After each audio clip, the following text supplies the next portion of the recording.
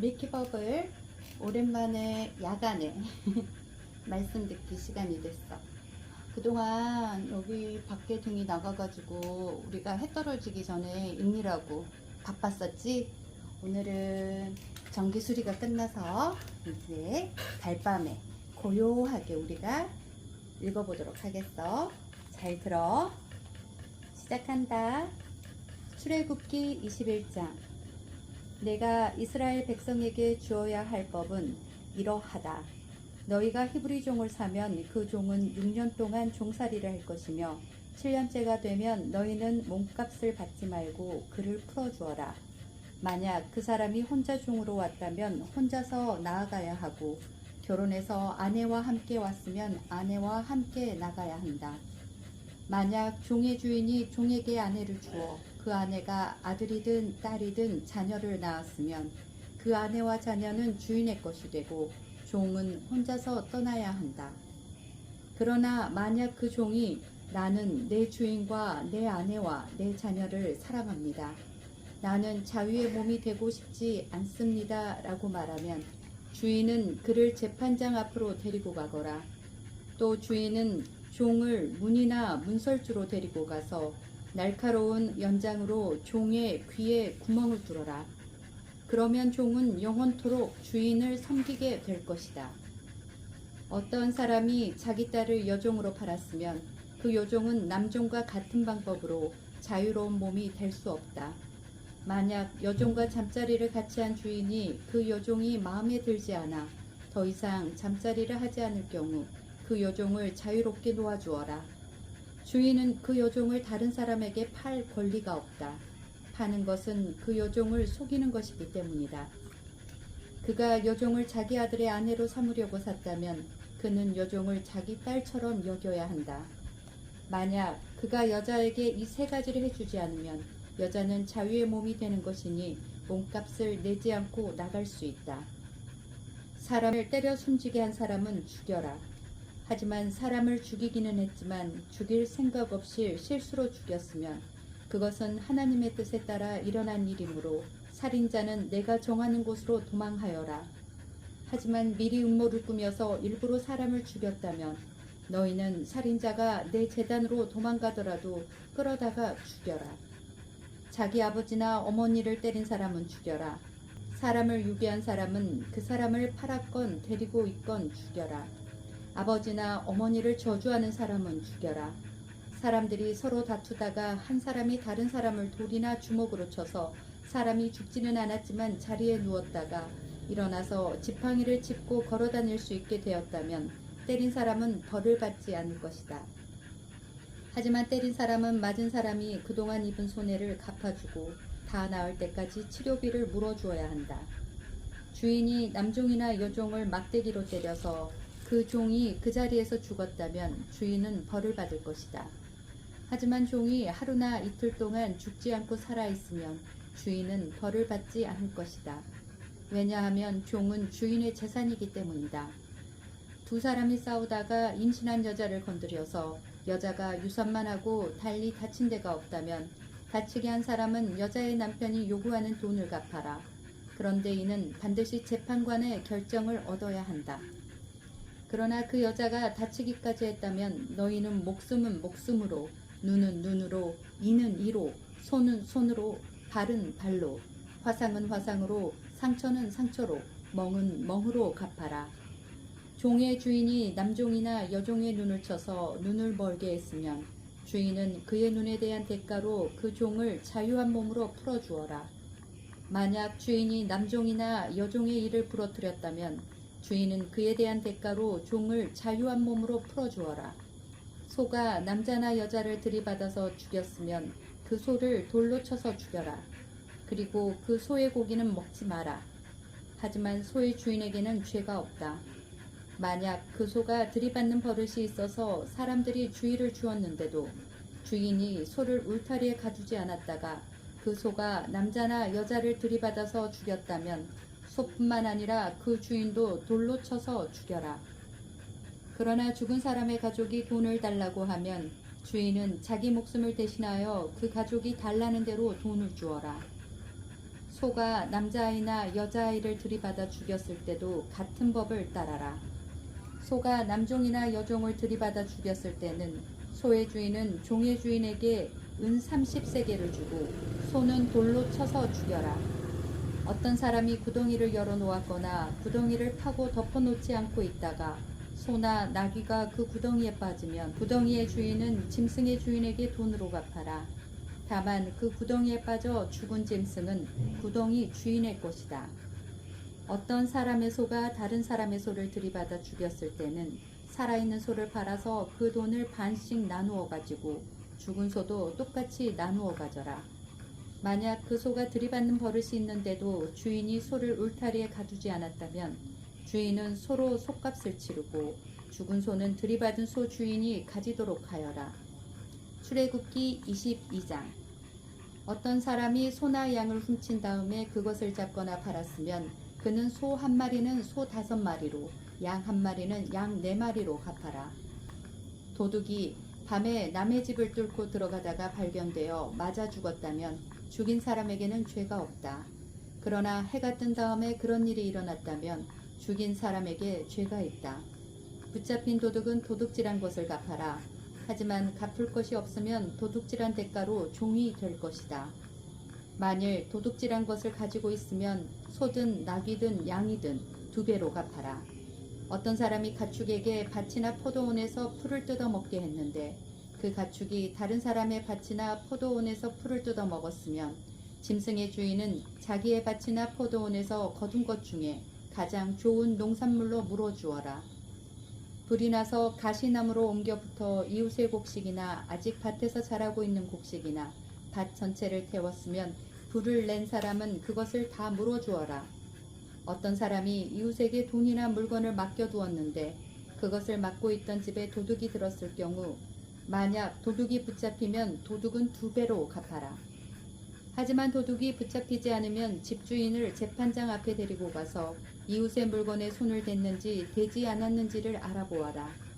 소나 양이나 옷이나 그 밖에 어떤 잃어버린 것 때문에 2사람 사이에 다툼이 생겨서 2사람이 서로 이것은 내 것이다 라고 주장하는 일이 생기면 2사람 다 재판장에게 나가서 재판을 받아라.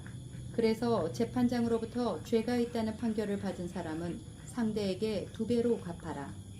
어떤 사람이 다른 사람에게 나귀나 소나 양이나 그 밖에 어떤 짐승을 맡겼는데 그 짐승이 죽거나 다치거나 아무도 모르게 끌려갔으면 짐승을 맡은 사람은 여호와 앞에서 이웃의 짐승에게 손을 대지 않았다고 맹세하여라. 그러면 주인은 그 맹세를 받아들여야 하고 짐승을 맡은 사람은 물어주지 않아도 된다. 그러나 짐승을 맡은 사람이 도둑질한 것이라면 주인에게 물어주어라. 만약 그 짐승이 맹수에게 찢겨 죽었다면 죽은 짐승을 증거로 보여라. 찢겨 죽은 짐승은 물어주지 않아도 된다. 어떤 사람이 이웃에게서 짐승을 빌렸는데 주인이 없는 자리에서 그 짐승이 다치거나 죽었다면 빌린 사람은 그것을 다 물어주어라. 만약 그 자리에 주인이 있었으면 물어주지 않아도 된다. 그 짐승이 세를 낸 것이면 주인은 쇳돈만 받아라. 어떤 사람이 아직 약혼하지 않은 처녀를 꿰어서 잠자리를 함께 하였으면 그는 신부의 몸값을 내고 그 여자를 아내로 맞아들여라. 그러나 만약 여자의 아버지가 자기 딸을 그에게 주지 않겠다고 하면 그는 순수한 처녀로 시집가는 신부의 몸값과 똑같은 돈을 치러야 한다. 무당은 살려두지 마라. 짐승과 잠자리를 함께하는 사람은 죽여라. 여호와 외에 다른 신에게 제물을 바치는 사람은 없애버려라. 나그네를 억누르거나 학대하지 마라. 너희도 이집트 땅에서 나그네였다는 것을 잊지 마라. 과부나 고아를 괴롭히지 마라. 만약 그들을 괴롭히면 그들이 내게 부르짖을 때 내가 반드시 그들의 부르짖음에 귀를 기울일 것이다.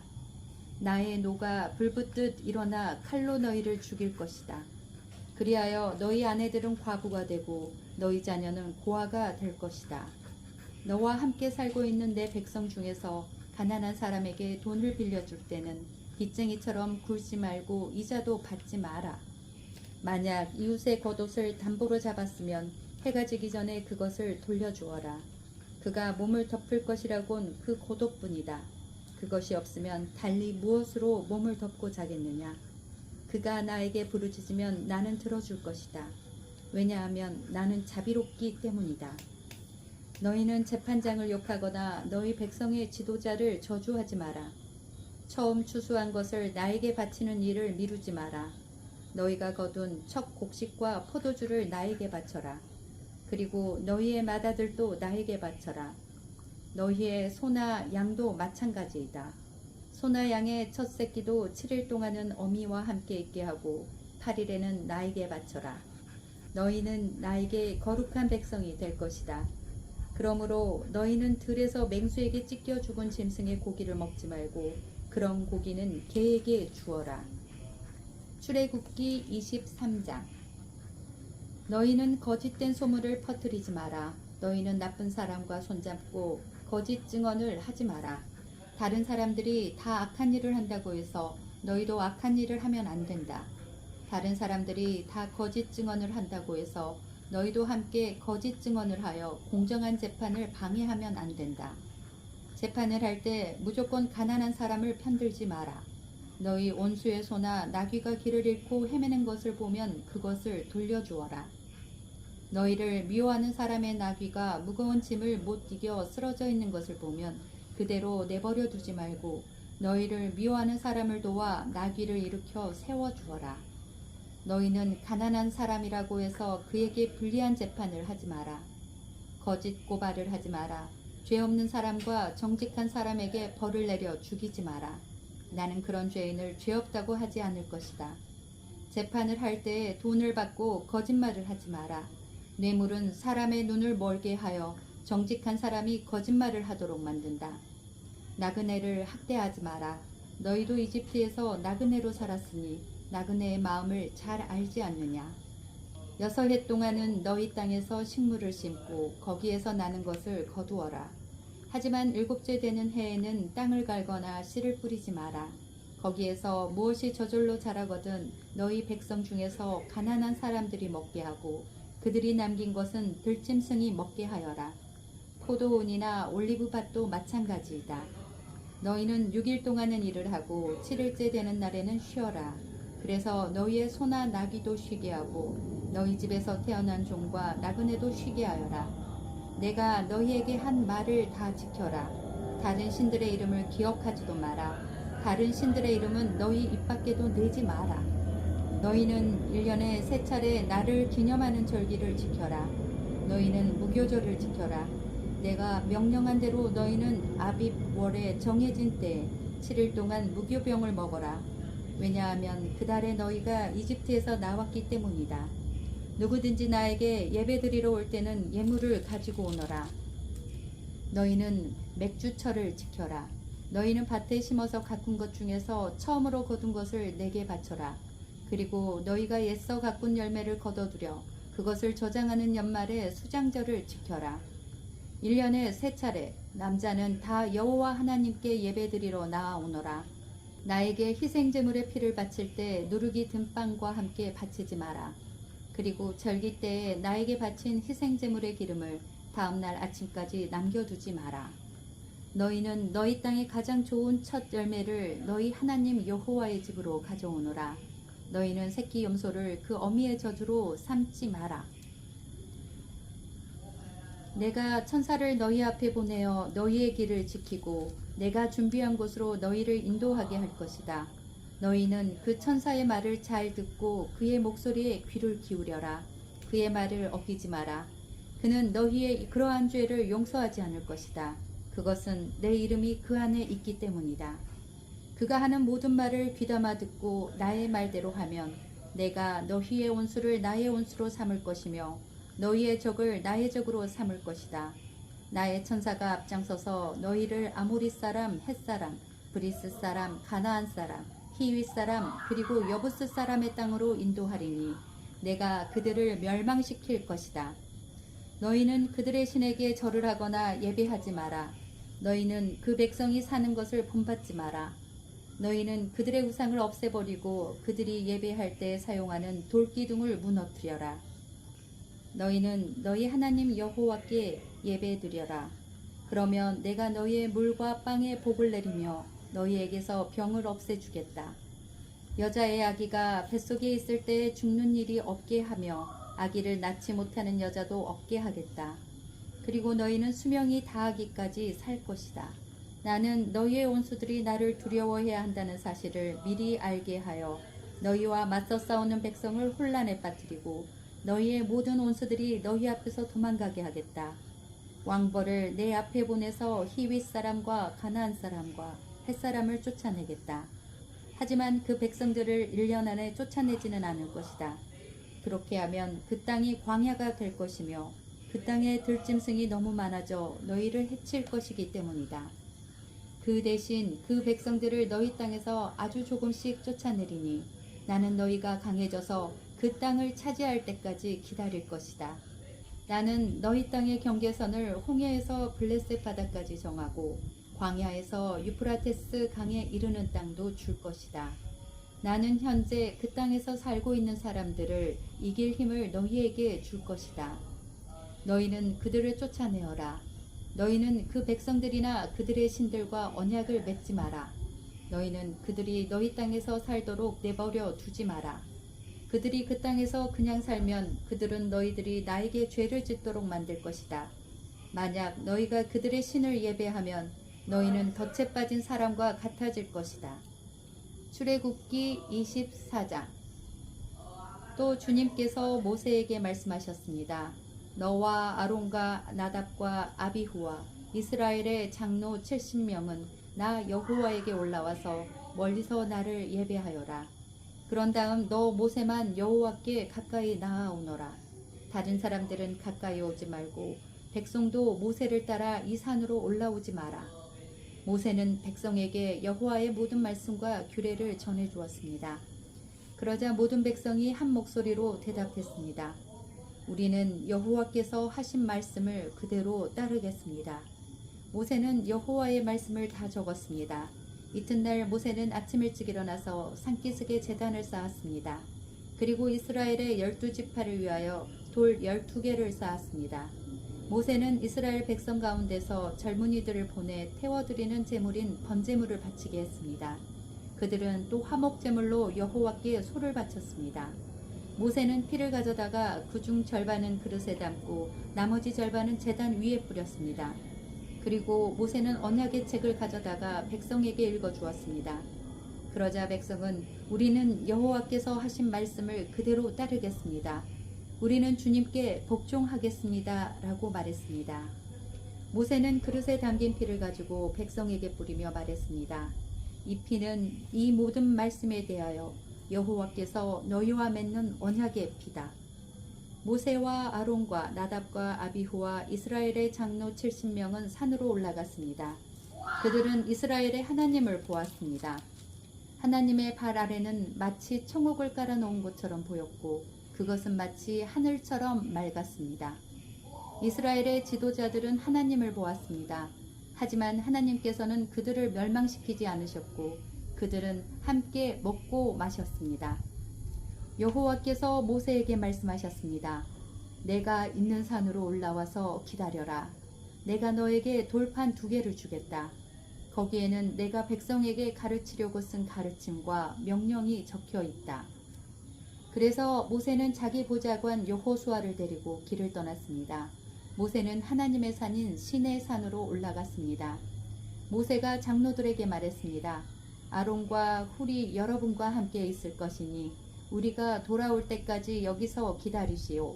누구든지 문제가 생기면 아론과 훌에게 가시오. 모세가 산에 올라가자 구름이 산을 덮었습니다. 여호와의 영광이 시내 산으로 내려왔습니다. 구름은 6일 동안 산을 덮고 있었습니다. 7일째 되는 날 여호와께서 구름 속에서 모세를 부르셨습니다. 이스라엘 백성은 마치 산 꼭대기에서 타오르는 불과 같은 여호와의 영광을 보았습니다. 모세는 구름 속으로 들어가서 산 위로 올라갔습니다. 모세는 40일 밤낮을 산 위에 있었습니다. 밀키야, 버브라, 듣고 있지? 다음은 출애굽기 25장이야.